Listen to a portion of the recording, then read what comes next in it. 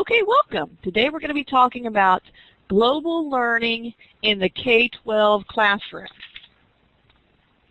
Now, the big idea for today is that technology has transformed the classroom into a global environment. Now, I want you right now to think back to when you were a child in a K-6 classroom. And I want you to answer the following questions. We're going to do a little poll.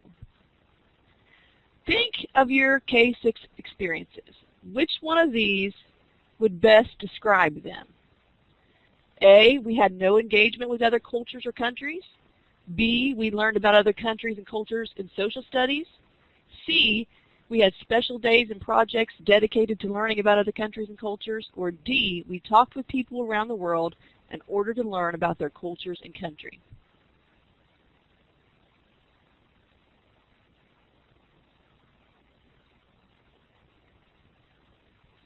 Oh, we can see we have one person answered B. Make sure you go ahead and answer in your poll section over there.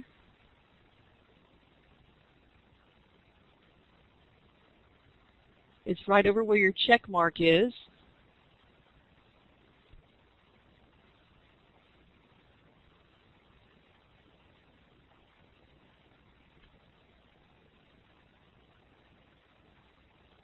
Oh, great job.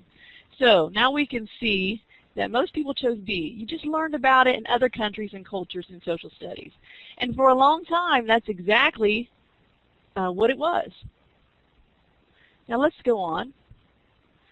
See, a few years ago, a child's education was contained just within one-room schoolhouses. Everything they learned was contained right within one classroom. And that was kind of like it was when I was in school. But now things have changed. Today, the face of education is totally different. Through the use of technology, we have the opportunity to see and interact with people from all over the world. We went from the one-room schoolhouse to really a school without walls. So, since now we've become this school without walls, some new challenges arise. All of a sudden, we are faced with the task of teaching our students about digital diversity. Now, I want you to think about the words digital diversity. What is one word that pops into your head when you hear that phrase? Go ahead and type it into the text chat. One word you think of when you hear the words digital diversity.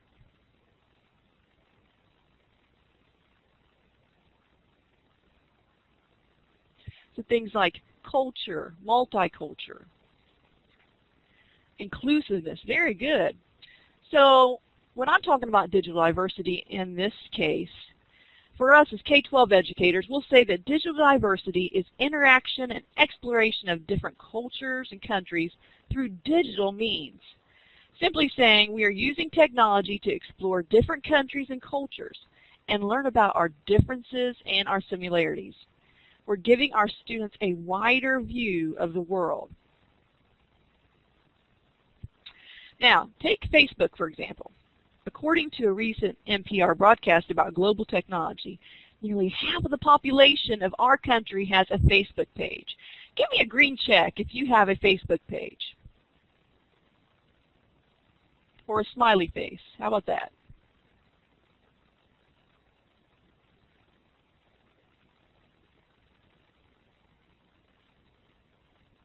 So quite a few people do. Literally half the population of our country.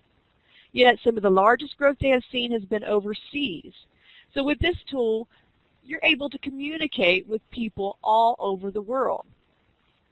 Now, even in countries like Burma, where according to an NPR broadcast, less than 1% of the population are connected to the Internet, all of the people that they talked to knew about the Internet and the resources it held. So in the future, we're going to see countries just like this turning more and more to tools like Facebook and Twitter as they become more connected. So that's why we have to train our students to become good digital citizens in this global society, respectful and open to different peoples and to different cultures.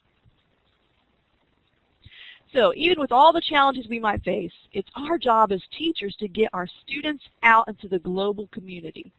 We must create those types of interactions within our classroom. So you may be thinking, well, how do we create those types of interactions? Well, give me a smiley face if you have ever used Skype. Very good. Now, can someone who has used Skype just take the microphone and tell me just one thing that you used it for? I have used it to interact with my parents who are outside the U.S. Exactly. Very good. And we see this more and more every day. Skype allows us to communicate with people all over the world with live video and audio feed. Now, a recent NPR broadcast talked about the comedian Mark Malkoff and how he made a quest to Skype around the world. He wanted to talk with someone from every country of the world. Now, he managed to have conversations with people from 162 countries. His virtual trips through Skype made him much more aware of actually how alike we really all are. Now, in the classroom, we can also use Skype to bring people and our children out into the global environment. So we're going to watch this short YouTube video. We're going to go ahead and go to Web Tour. And I'm also going to put it in the chat session just in case you can't see it. It's just a 3-minute video.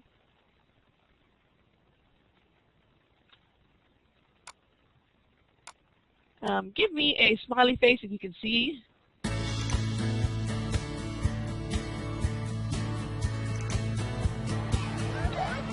When Miss Croc told the class that we were doing a Skype call to a classroom in New Zealand, everyone jumped out of their seats and they were like screaming. I was like really excited because we could learn a lot, and not only we would learn, but we would teach other people too. We can Skype with California today, we can Skype with Brazil tomorrow, and Skype in the classroom allows us to do that. All you have to do is press a button. In their time zone, they're actually so much ahead of us that they're a day ahead of us. Today it's Wednesday for them, but it's Tuesday for us, and it's definitely talking to people in the future because they're further into their life than us. Everyone breathe. Okay. The Skype in the classroom today was a way for the kids to have a virtual field trip, to get outside of our classroom, outside of our city, and across the world. Okay, cool. Hey guys. So if you guys are ready, we'll start with the national anthem first. Here we go.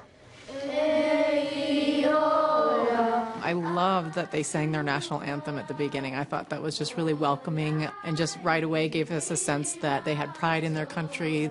They sang it in English and they sang it in Maori, which is their native language. God defend New Zealand.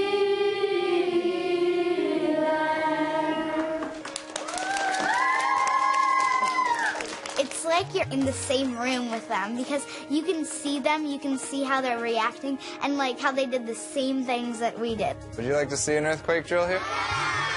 We'll pretend that an earthquake is happening. Oh no. We show them how to do the drop cover hold. They seem to like that. We study earthquakes in 4th grade, so that went right along with what we've been learning. That's pretty much the exact same thing that we do here. I liked how they were on TV, like they were presenters, like movie stars. They were acting like us, so they felt like our friends. What do you like to do in your spare time? Bungee jumping. Skype is such a useful tool in terms of keeping a classroom more worldly. Kids are growing up in this digital age. As educators, we're constantly trying to find tools for them to engage them, excite them, and make those connections to the outside world. Miss Croc always wants to bring technology to us, and it's fun to like have a teacher learning with you. Thank you for Skyping with us. It was very interesting to learn about your country, and we hope we can connect soon. Bye. Bye.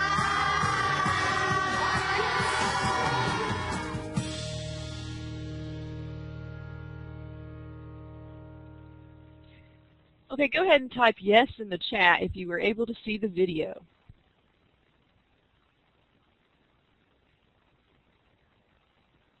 Wonderful. Now, I just thought this was absolutely amazing. Imagine the opportunities we could bring to our students. Now, you may be thinking, I can use Skype, but how do I get in contact with other classrooms in other countries? Well, the great news is Skype gives you all the resources you need to help you set it up with their own virtual global encounters. Now I'm going to put a URL in the chat box for the Skype in the Classroom website. Now this is different from the Skype website. This is made just for teachers, and it can set you up with these types of encounters and field trips where you can actually get in contact with other classrooms from around the globe. Now next we'll look at another tool, which is Global Pen Pals. Now give me a smiley face if you had a pen pal when you were a child. Well, it looks like no one had pen pals. Well, you probably heard about pen pals. Now websites like ePals, and I will put that link also in the chat, they allow your students to get virtual pen pals through email. The best part is they do all the language translation for you. So you can speak with students from around the world and it will be translated right into your own language. It's a pretty amazing tool. So back to our big idea. We just simply know that technology has transformed the classroom from a self-contained room to a global environment. We cannot teach the same way that we used to. We have to look at things at a bigger scale. Now, we're going to use the whiteboard tools now, and with the whiteboard tool, I want you to circle what you found the most helpful during this session. So just go over to the pencil and circle what you found most helpful during this session.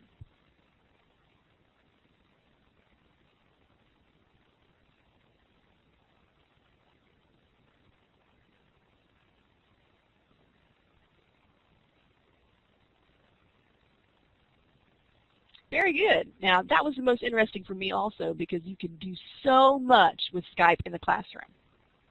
Okay, let me show you what resources we use from today's lesson. And once again, if you have any questions, you can simply contact me at julie.hageman@wright.edu. Thank you all for coming today.